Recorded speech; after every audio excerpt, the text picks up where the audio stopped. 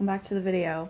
This is a clip that I'm filming like later in the week, but I realized that I need an intro. I never introduce myself. I never say anything at the beginning of my videos, and like, anyway, we're gonna try that. You see how professional and good I am at this? Oh, hallelujah. Okay, so hi, my name's Carrie and I write books. I'm currently working on a sci-fi, so I don't have a synopsis. I need one. I was thinking about it earlier and I was like, what I came up with sounded like the most generic synopsis I've ever heard in my life. It's like two criminals are any synopsis that starts with two criminals that become soldiers is like, there's like 50,000 books like that. But anyway, I don't have a synopsis and I don't have a way to make it sound interesting. What a sell. But I've been working on this project for a really long time, man. This current project is a mutation of every story I've written since I was 12. Also a solid sell. But it's okay because I really don't think that I will be publishing this project. I honestly think that I will just be learning from this project and then moving on from there. But really,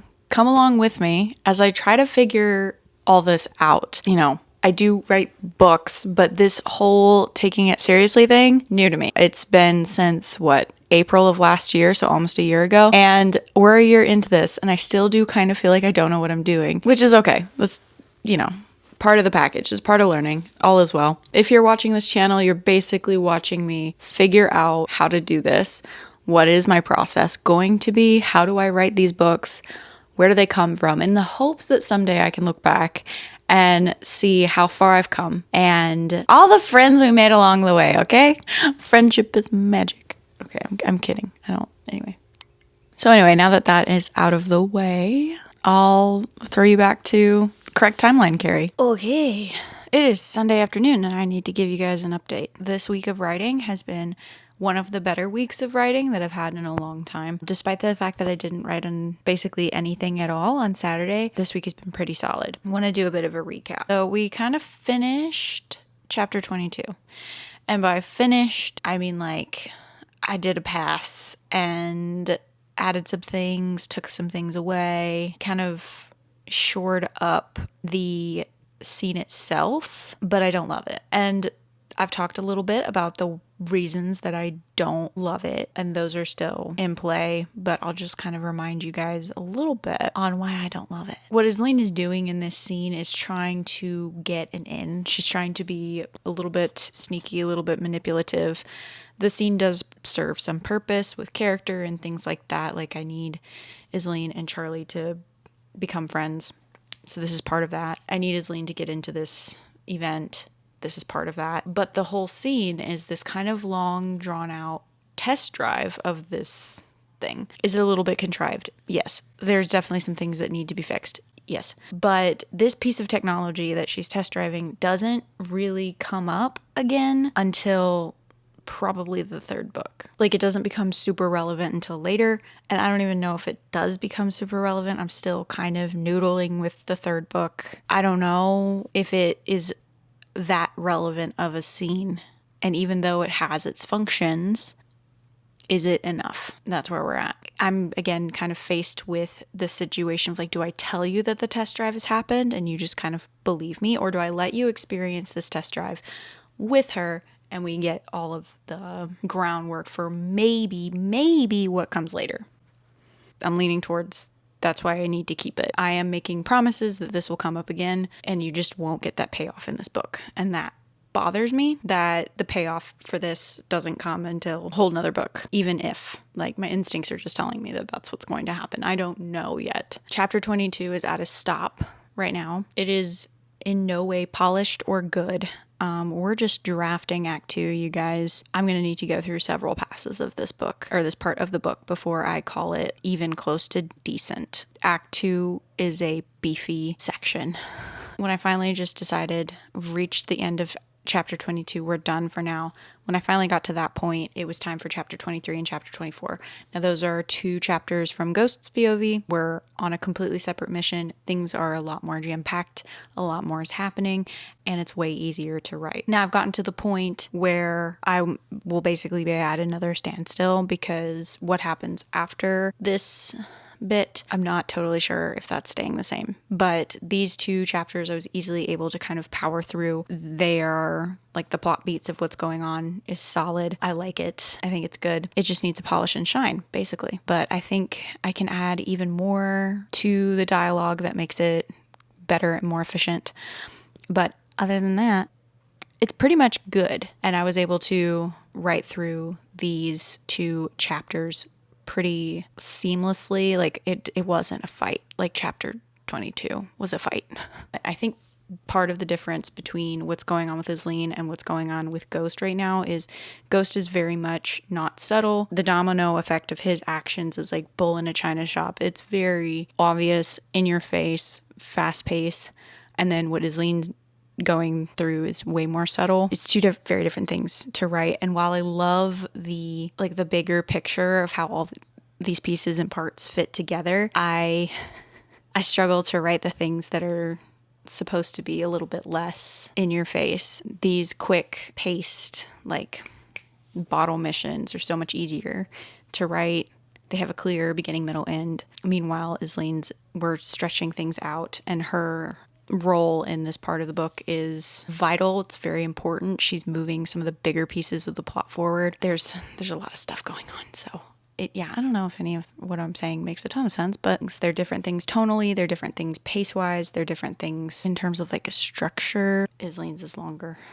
It's more drawn out. I caught a wild hare in other news. I've managed to watch Peaky Blinders, finally, and I've just decided that I like gangsters. I think that's a thing. It was not shocking to find out, but it was just like I finally admitted it to myself that I really love gangster family vibes. Those are a lot of fun. And also, I won't hear any critique.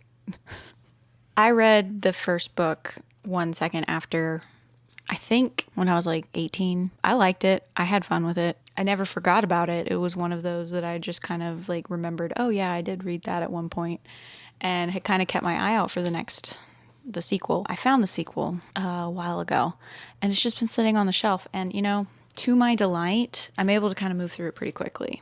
And I'm like, okay, this will be a fast read. He does this thing with exposition that I really kind of hate, but that I'm also guilty of doing. So there's quite a bit of stuff in here that's like very exposition heavy, but overall, I'm very curious on where it goes. I like dystopian, I like Warzone, I like sci-fi, I like alternate universe. This is some speculative fiction. If you need a trashy mass market paperback that's not that bad of a read, look it up. It's fun. I think that's it. I'm editing a video as well, so hopefully that gets done. We are beginning the fight with wasps. There's some untreated wood out back, and wasps just eat it. So we've got the saga, the Battle of the Red Wasps has yet again begun. So anyway, that's my update. I think I finished chapter 24. So I think today my writing will consist of starting chapter 25. And seeing what we need to do in chapter 25, because that's another one that's going to take probably all week to write. So wish me luck. Do you ever wonder where the tide goes when you sigh? Does it drift into a pastel cloud that grows throughout the night? Does it sing and dance in its self-pity even when you're alright? Does it sink into your blanket and hide from the light? So lay your head to rest and find me in your dreams alone the tree. Hi! On the camera, it looks like this is brown, but it's not. It's like an olive green. But this looks green. Okay, so welcome back to the vlog. How you been? It is Thursday. I have not written a single word at all this week. I think the last time I was writing was on Sunday. That is very not like me. Life kind of hit me with a Big Mac truck. I have my excuses. I have my reasons. And it happens sometimes. It's okay. It's not the end of the world. But I'm feeling a lot better today, so I'm just gonna try and get into the groove of things, and we're going to try and be a little bit more disciplined this coming week, which I think I can pull off. It's going to be fine. I'm going to do it. I think last time we talked, I was finishing with chapter 23 and chapter 24. Yeah, they're done to an extent. I want to read through them and edit them, but they're pretty much done. What is next is chapter 25. Last time I touched this project, it was to make notes about what the heck is going on in chapter 25. Making notes longhand has really been my saving grace over the past several weeks. I don't have very much. This page is not full, but it's basically me trying to wrap my head around what actually is happening in chapter 25. What does it need to cover? I don't do this for every chapter, and I don't need to do this for every chapter, but I've been doing this a lot, like writing it out, like outlining almost the chapter before I write it, even though technically this whole book has been outlined, and like it's outlined with sticky notes, and there's already information about, like, general information about what's supposed to happen in this chapter. I don't have to do this every single time, but for some reason, and I think it has a lot to do with the things that I've been moving around and shifting, the chapter is taking a different shape than it was in its first draft. So the chapters where that's happened, this has been really helpful, and this has been what I've been doing. I'm also trying to do a lot with these chapters. Ideally, we're doing a lot of things, you know? We're hitting a lot of points on the rubric, if you will. We've got to do the plot, obviously. I'm also wanting to communicate a lot of character information. I keep thinking about it in a weird way, probably, but really what it is every interaction, my mindset, and I don't know if this is the right mindset to have or if it's even effective. I'm building credibility with character relationships, and so when they're interacting, this is like what's at the front of my mind, is that I'm showing readers how these people are together. From that, my readers will then extrapolate that relationship and make predictions and judgment calls on what they will or won't do in the future. That sounds like kind of weird and a little bit like duh, but I don't go about it when it comes to two characters in a conversation together. I don't really go about it as in like, oh, this is, you know, really cute, I want them to be friends, or even like, I just want these two on the page together. It's not even that. It doesn't even go as far. Plot things are happening, but that lives in a separate box. I guess, I don't know. I'm speaking for other people, but I feel like other people are like, well, this is the scene where the two of them talk about their parents, and it's really sweet, and it becomes this like plot point where they accept each other, whatever. And in my head, I'm like, this is the scene where the two characters talk about their past, and the result of this scene is that my readers think that they will betray each other later. That's how I think it through. And it's, I don't know. I think it through wonky. I don't even think that that's comprehensible or even necessary to talk about. I might just cut that from the clip, honestly. The willows and the bees pick a cattail, and we'll spar until the breeze carries us away, like it never happened at all. Do you ever catch yourself 1,000 miles away? Do the memories kiss your fingertips and keep the worries at bay? Do they fill your thoughts with faces coming? Remember how I said life was kicking my butt? Anyway, it's 9:10. I'm going to try and write for the rest of the hour. I'm going to try really hard. Then it's going to be time to like go to bed. In my final form, I am a night owl. I'm not a morning person. I like to be up late, but my job starts early. And so unfortunately, most of the time, I'm a morning person instead of a night person. So that's unfortunate for me. So last time I was talking to you, I was saying some wackadoo stuff about characterization in my chapters. And I'm going to be completely honest, don't know where my head was at. But I think what I was trying to say is that I think I overthink it. It's always a mess. I always overthink it. And maybe my overthinking is good. Maybe it's meant to be overthought, but it's also very likely that it's not. Okay, so on my wall, I had messed up. So I put something in the wrong place a little bit. So on my wall, this happens in chapter 25, this thing. I'm not going to tell you what it is. It goes here, chapter 25. I wrote it, the sticky note. I moved it here in chapter 22. I don't know how I managed that. Oh, actually, I do. No, I don't. I don't know why I did that. I don't know how that happened, but I think I like it. I think I like it happening earlier, and then I can bump the events of chapter 26 up and condense into chapter 25. So I might be down a chapter, but my chapters are really long, so that probably doesn't matter. But like grouping events together, because the next time I read a chapter, we have some stuff happening with Ghost that needs to happen before next stuff happens with Isleen, right? Okay. Again, overthinking it. I think it still might be, I think this might end up being just one chapter. And I think that's okay. Dude, I'm talking like I know what I'm doing. We've been over this. I don't. New sticky note. Okay.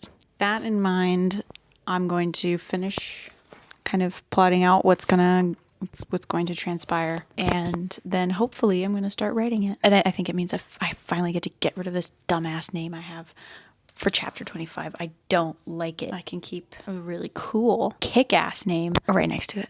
I'm so excited. Okay, that's what I'm going to do.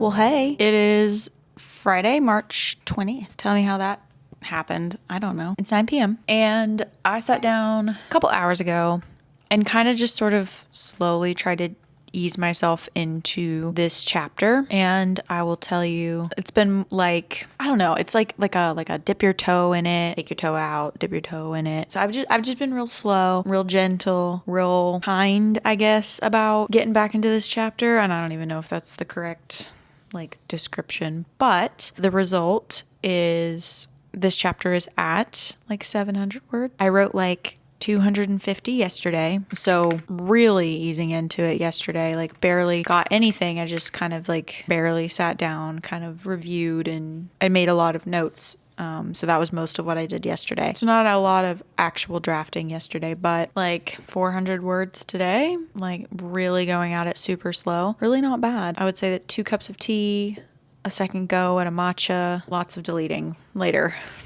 I think I'm at a place where a different kind of scene is taking place because a different scene needed to take place. Some things had to get squished together, like I said. Chapter 25 and chapter 26 is kind of getting bundled into one thing, and I think I like the way that this conversation is going. Seems a little bit more connected to everything else, so I'm hoping that it's not boring, because it's not. There's some character tension that I'm trying to play with that I think will keep readers on the hook for this conversation, even though it's literally just 2 people in a bedroom. But that can get pretty what's going to happen here, Which is kind of what I'm hoping. I'm kind of playing with that because tension, right? Anyway, it's been the easiest Isleen chapter that I've written in a while. I will say that. And I think it's because things are finally about to actually happen. It's not like a stepping stone glue scene. It's a actual I guess beat, things are moving. I don't know. I'm trying to figure out if I want to keep some of this stuff. I do have something highlighted that I wanted to keep. Will I keep it? To be determined. I like the symbology I have going on, but I don't know. Things are so dicey. I put in Discord, plot thickens, but my sanity thins. And that is the actual case. I'm like tired from the week. I'm so relieved that it's Friday. But I do have exciting news. And that is that on Sunday, I'm going to see Project Hail Mary. And I'm going to see it with my brother-in-law and some friends who are also fans of the book. It's like a book club, not even a book club, just like people who like the book, who love the book, are gonna watch the movie together. I feel like it's gonna be a lot of fun. Bring back movie theater like phenomenons, please. Not saying that Project Hail Mary is that, but I think it is what we make it. I'm really excited. I'm hoping that it's good. I have a feeling that even if it isn't like fabulous, I think it'll be a hard time not to like it. Is that all I have to say? Yeah, it is. Okay. I'll see you guys on the flip side. I don't know how long I'm going to write for something else. I don't know how long I'm going to be here. I am slowing down a little bit. I also kind of feel like I'm getting into it a little bit. So, okay.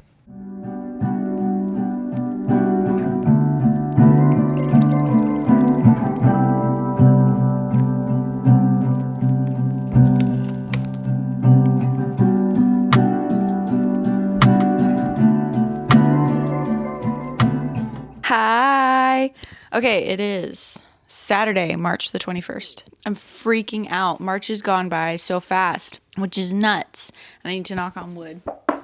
Because March always lasts forever. March and April are the two longest months of the year, in my opinion. They go on for ages and they never stop. They're just really long, rainy months. But so far, so good. So far, so good. I've enjoyed March so far. It's been not that bad. Not as bad as previous years. Okay, getting into my trauma. Last night was slow, but I kind of talked about that last night. Like, we're doing that on purpose a little bit. And like the 5 minutes that I would spend really focused, like those things stacked, and then I would be focused for longer and longer and longer. I will be honest. This thing is like a vortex, like a black hole vortex. I need like a brick or something. No, honestly, I don't need to buy any other technology. The basic self-control to not automatically tap my social media, possess the adult skill of delayed gratification and focus. Our digital age is crazy. Okay, that's kind of where I'm at with that. In between distractions, like I did get something good down. I think I do feel that the scene is taking a shape that I don't necessarily think I totally am confident in.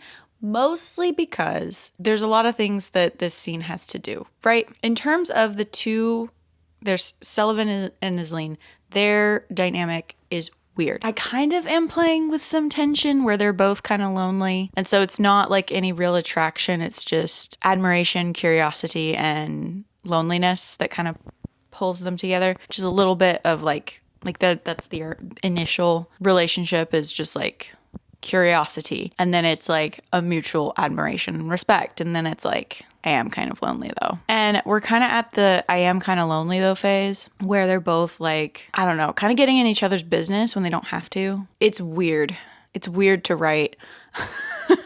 So that's going on kind of in the background emotionally. And it's kind of weird that they'd both be on the same page, honestly. Like this conversation where like they're feeling risky, I guess. Like that gives the wrong impression. Like it's just a really tense scene. Like it's tense just because of what's going on between them, which is nothing really.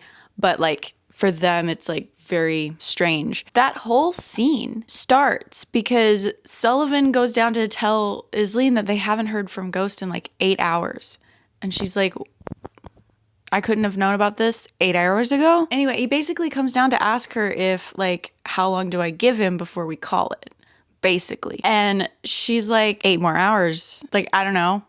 She's shooting from the hip, and I don't really know how much doubt to thread through her, because I think I've got the worry, like the human like instinct to be like, oh man, I think I got that down in her reaction. It's like what she says to him. She says, he's fine. He'll be there. He's alive. Give him 8 more hours.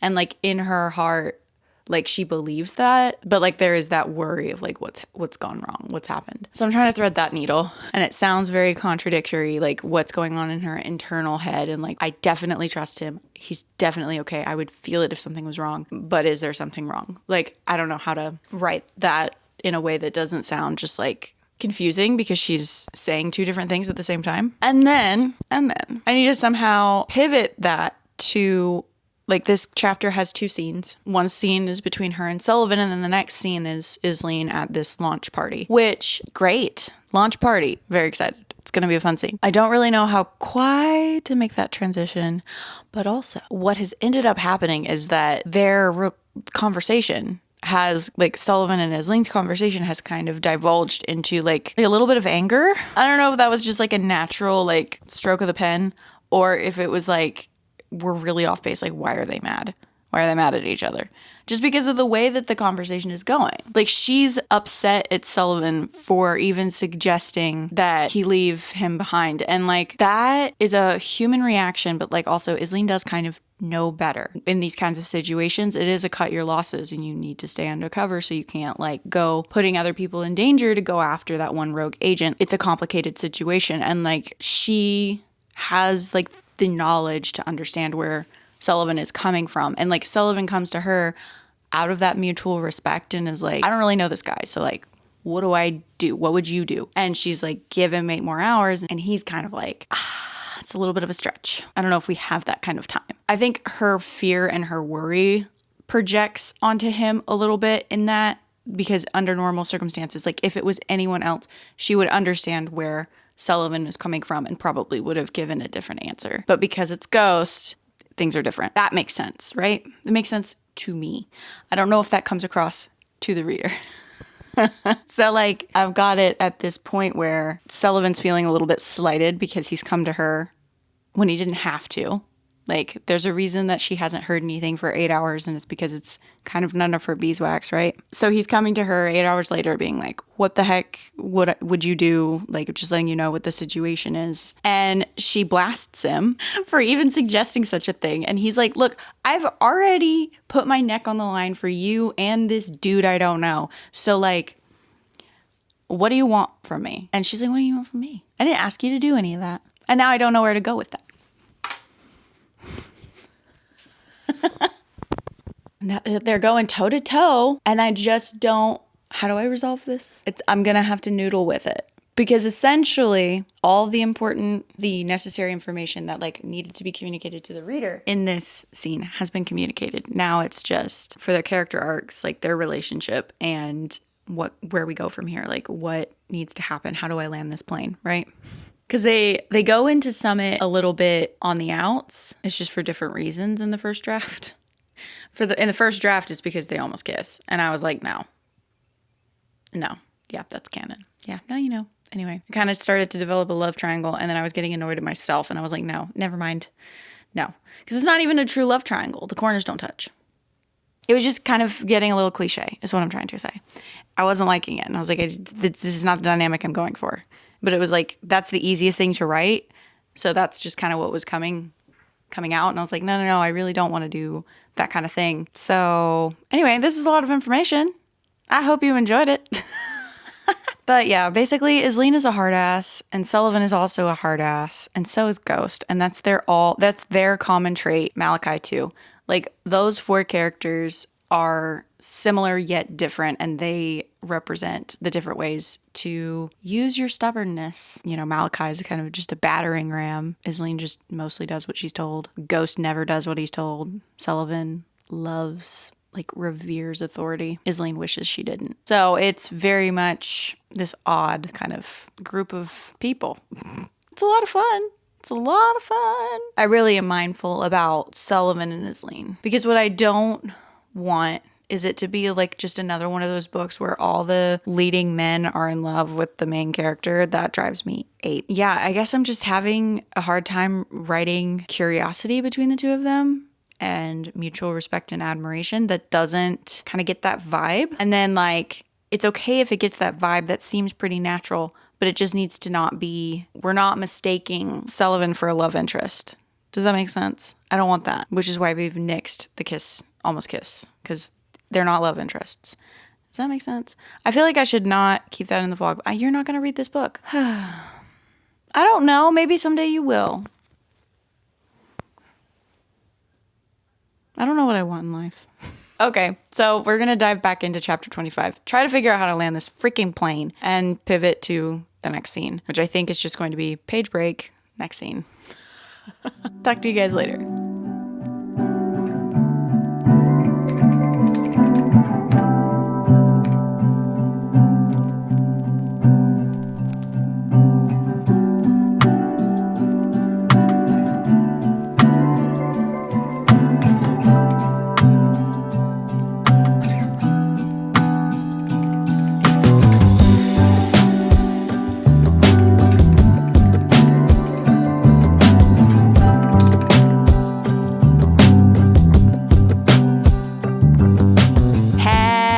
saw Project Hail Mary last night. As far as adaptations go, it's everything I wanted. I have no complaints. I'm happy about it. If you saw Project Hail Mary, let me know what you thought in the comments. No spoilers for those of us who haven't seen it. But if you're looking to break into sci-fi, the movie is a good intro because the book is pretty hard sci-fi, very sciencey. I will say that you can just read it and like nod along and be like, okay, cool.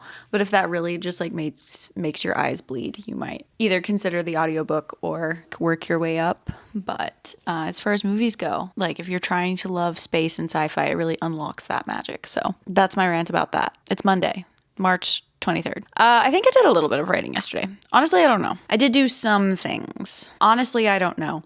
There's 2 things that need to happen today. I need to do a little bit of writing, but I also like a little bit. I would like to do more. But also, I need to be working on another video. I just have a lot of footage. Like that's all my problem is that I just have a lot of footage for some reason. That's the situation. Oh, in case you're curious, Act 2 is sitting at 23,722 words. I am 1 chapter away. No, sorry. I'm 3 chapters away. 4? I can't count. Unless I'm missing a sticky note or I like managed to combine a chapter. I think I'm 2 or 3 chapters away from the ending. I have chapter 28 on the wall, but I have chapter 29 here. I don't think that's right. I think I managed to condense a chapter and I don't have a chapter 29 anymore. That's where we're at. We're still in chapter 25. I'm not sure how to land this plane on this conversation. I think I did a good job mostly. It's going to need a read through. It's going to need some more stuff. Oof, God, I don't know. This stuff is hard. I keep thinking like if someone were to read this, if I were to publish this, would it be a good book? Like the way I think about my favorite books in the world, would it sit next to them on the shelf? I'm like, dang, I don't know.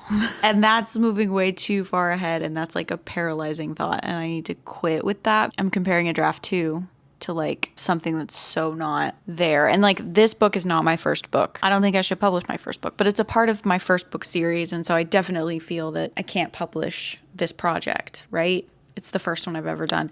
But at the same time, the world is so expansive. Like I have 2 novellas. I have a 3rd book that I'm noodling. Like there's so much to unpack with this world and this story that I've gotten myself into that it's like, how could I not? But it's not going to be the best. It's not going to be what it can be. Like, it's not going to be as good as it deserves to be. And like, if I publish it, like I can't just try again, you know, with the same story and the same characters. It's like, once it's out there, and like, that's it. So I'm having an existential crisis just a little bit. Like I keep thinking about it and I'm like, ugh, do I treat it like I'm going to publish it? I sincerely believe no. But like a lot of things would have to fall into place. So many improvements would have to be made. I still have so much to learn. So there's that. And I had a little bit of an epiphany.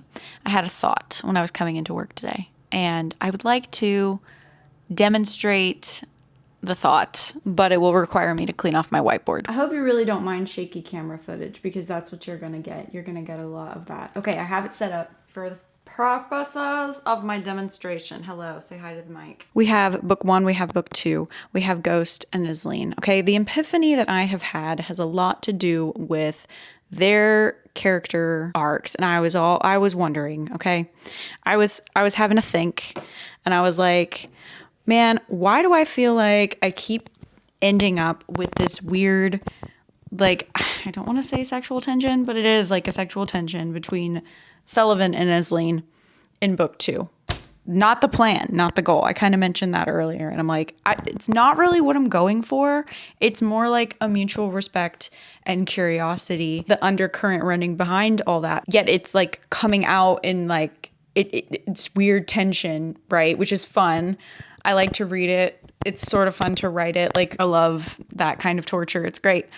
But it's not what I'm going for. There can be a tone of that, but like that's not the point, right? I'm like, why is that where I'm going with that? So like first, that was my first question. I'm like, why is that what's going on? What's happening? And then I was also like, well, this is not a romance. Isleen and Ghost definitely have stuff going on. Like they're a whole situation. And I've got to be real. I don't know how it's supposed to end. And I've kind of been thinking about like, what's the ending that these 2 characters deserve? And how do I get that across? And like my whole mindset this whole time between Ghost and Isleen, whether they end as friends, whether they end up happily ever after, whatever it is, if they get together, they can only get together because they then deserve each other. They kind of have to earn it. They start out pretty unstable. They continue on and they're like slightly, that's not even true. Like I'll explain, but like they don't even really even get to a stable point in the second book. How do we do this? Like, I don't even know. I also had the idea that for book 1, Ghost has a negative character arc and Isleen has a positive character arc. Let me show you what I mean. So book 1, we haven't talked about book 1 since July. No, that's not totally true. But we haven't talked about her since last year. It's been a long haul. Don't look at my face. It's pimple cream. Okay, so we start with book 1. We meet Ghost and he is in a good moral standing. He's up here at kind of what I would call a good baseline. He meets Isleen. We have this whole big like hoop-de-da, but he starts to have a negative character arc and he kind of ends in a bad place when we're ready to launch into Act 2. So he kind of has this negative experience. And so by the time we get into book 2, he's already kind of in the dumps. Not exactly right where we left him. He's declined a little bit more actually. So let's just stick him down here because he's done worse. He's having a bad time. And that's where we meet him in book 2. For book 1, Isleen starts in a really bad place. And she has a steady incline. And actually has a positive character arc. This is not exact, but for the sake of my epiphany, here's where we're at in book 1. And what I've got to be honest about is like just a little bit of spoilers, right?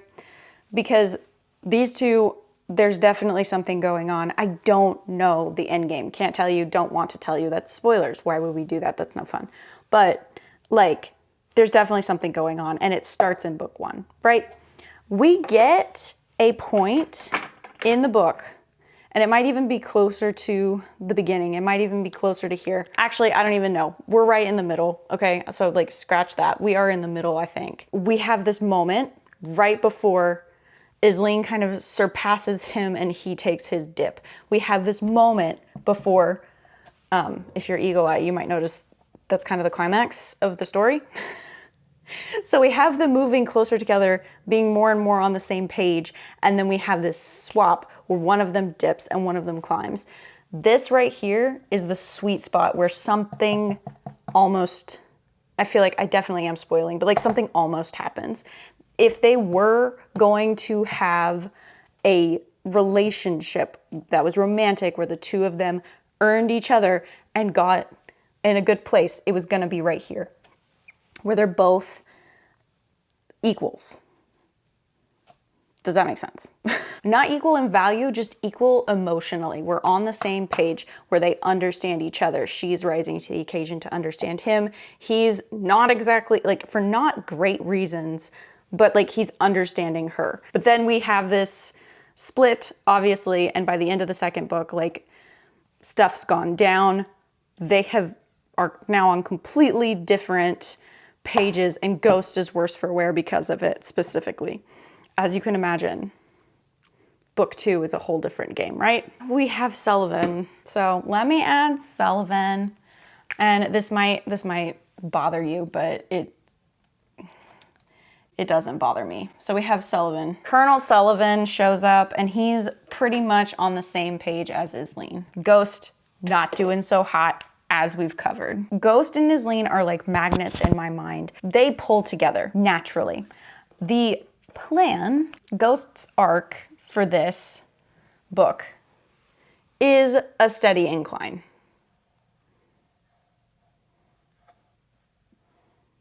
Back up to where he should be. Back up to base. Steady, slow, we've got some failures in there, but like that's the plan. That's kind of where he's going. Not to spoil things, but like emotionally, character growth wise, he's going to have some sort of redemption in his soul, okay? That's where he's going. Sullivan, I don't totally know, but like he's gonna stay largely, again, not Not to give things away. He's going to stay largely the same for most of the book, and his real evolution is going to happen towards the end. He's not a POV character. Can't go into it too much anyway, but like, basically that's what I'm thinking for him. Aislinn, we have where we kind of stay the same. We're kind of going up though. Okay? So everyone in book 2 ends up going kind of on this positive trajectory. Okay, is that as interesting as book 1? I don't really know, but if you could see the point, is that by the end of book 2, we're kind of in that sweet spot where they almost deserve each other. You know? Almost in that sweet spot where they almost deserve each other. And if you, these lines are not close enough together, but like essentially, I want you to imagine that these lines are closer together. These lines stay pretty close together between Sullivan and Aislinn. They are in the sweet spot where they basically deserve each other the whole time. They are like emotionally and like their goals are aligned. They are on the same page, like psychologically, emotionally, they get it. There's definitely some stuff. There's definitely some conflict that pushes them apart where he doesn't totally understand and she doesn't totally understand, and they have their misunderstandings and misgivings about each other. But the mutual curiosity, the admiration, the respect, it keeps them pretty much parallel with each other for the entire book.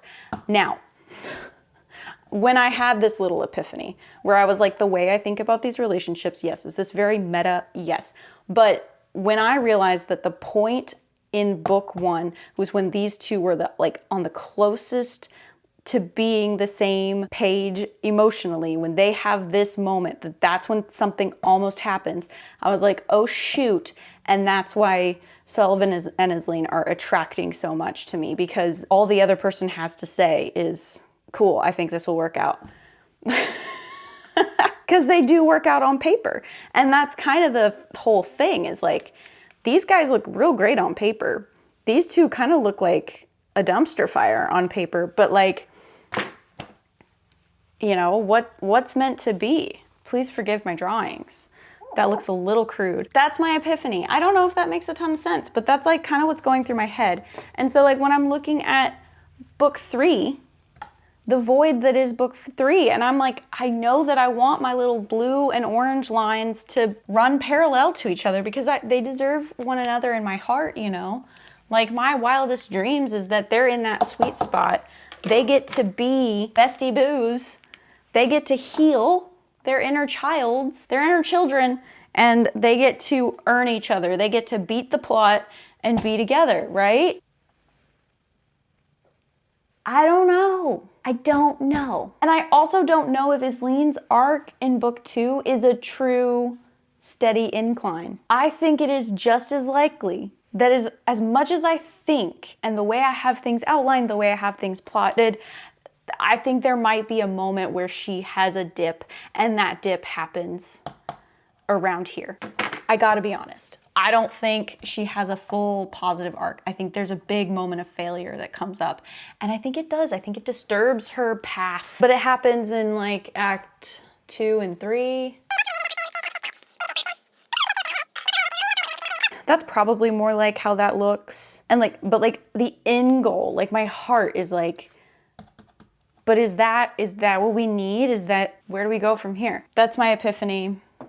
I don't even know if it's an epiphany, if not just like more really confusing questions. And I mean, it helps me conceptualize and understand what's going on with the Aislinn-Sullivan attraction. And I think I understand how to work with that now. And like, I can actually really play into that and show the contrast of like what you want versus what you need. Just because it looks good on paper doesn't mean it's good. But also just like, if they're gonna get together, it can't be this weird toxic thing where they're totally like on different stratas, equal partners. Thanks for coming to my TED Talk. At some point this week, oh hello, I might play Minecraft just so I can chill. How's your Monday? But I'm so close to actually being done with Act 2 in March. Oh, that reminds me. Okay, so remember how I had this whole thing where I was gonna be like, yeah, I'm gonna pay a beta reader in March, and notice how it's not on my March goals.